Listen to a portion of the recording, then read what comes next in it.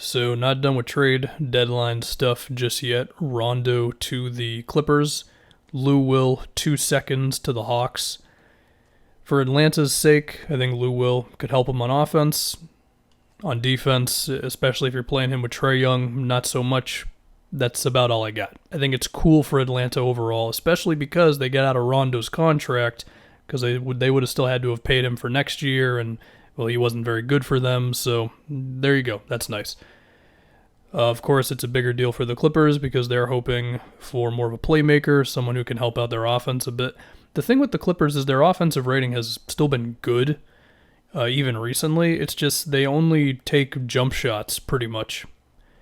And I think some of that is because their offense can sometimes get a little ISO heavy with PG and Kawhi, and then what happens is there's shooters spreading the floor, but there's just not enough guys who are willing to be in the dunker spot, and also who are just really good in that. I mean, yeah, I know Montrez was bad against the Nuggets, but he did give them a lot of inside scoring. I mean, the Nuggets or the Clippers, sorry, are towards the bottom of the league in free throw attempts, shots in the restricted area. They're, I think, second in the league in mid-range attempts this season. So they're just shooting a lot of jump shots.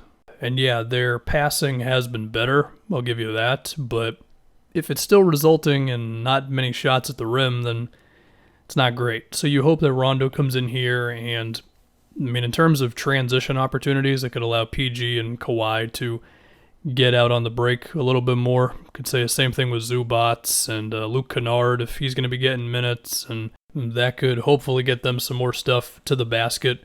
Thinking about their half-court offense, I mean, I think it depends on if Rondo is really going to be beating defenders and getting inside. I mean, it's the regular season Rondo versus playoff Rondo. I mean, in the playoffs, Rondo is more aggressive and actually attacks and suddenly gets a little better from three. But if he's just going to be floating around the perimeter and PG and Kawhi are just going to run some off-ball stuff, I mean, it could probably still help because it at least gets them some momentum going to the basket off the ball.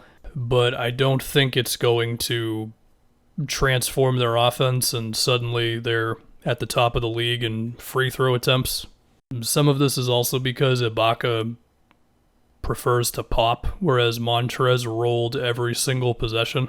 So we'll see. If Rondo can get guys going to the rim a little bit more, that would be nice. I think there's definitely potential for Rondo Zubats pick and roll, Rondo Ibaka, although again, Ibaka does prefer to pop. My question is just how often are they really going to run that? And also, how effective will it be given Rondo? It depends if Rondo can beat his guy. I mean, they're going to go under that, and if he can beat the guy to the spot, then you could have some potential. I guess they could try some Rondo PG or Rondo Kawhi stuff. Not sure how often PG or Kawhi just want to set screens on the ball like that. Also, depending on who's in the game, teams could switch that sort of action. And as far as Rondo off the ball, teams aren't going to guard him that much, but Rondo has moments where he's making his threes. So that's where I'm kind of at with this. It just depends on what Rondo they're getting. Are they getting the guy who is a little better from three and is aggressive going to the rim? If so, okay. I think this could help them out a bit. If they're going to get the guy who just wants to float around and just throw passes that anybody can make, but he still gets an assist for it, then I don't know if this is going to do too much for them. I mean, we must remember, Laker fans did not like Rajon Rondo at all until the playoffs came around, and that's been kind of a similar thing for a while. So, I don't know. It's kind of wait and see. To think about the rotation, I mean, Reggie Jackson has gotten real minutes. Beverly's going to be coming back at some point here. And they've got some other injuries too, so it could be a minute until we see the full team with Rondo as the one addition. Now, to think about him on defense, Rondo, I mean, his best days are definitely behind him on the defensive side of the floor. But he can have some creative swipes when he's off ball, and maybe that's all they need, because they do still have a good amount of strong on-ball defenders. Kawhi, PG, Beverly, Morris is cool. Batum and Ibaka know what they're doing on defense. In terms of personnel, I'm a little surprised they're not better defensively, honestly. I mean, even with all their problems last year, they were still a very good defensive team for the most part. This year, they've been closer to middle of the pack. So that's about all I got with this Rondo thing. It just depends on who are they getting. You get an aggressive playoff Rondo, or you getting not good regular season Rondo.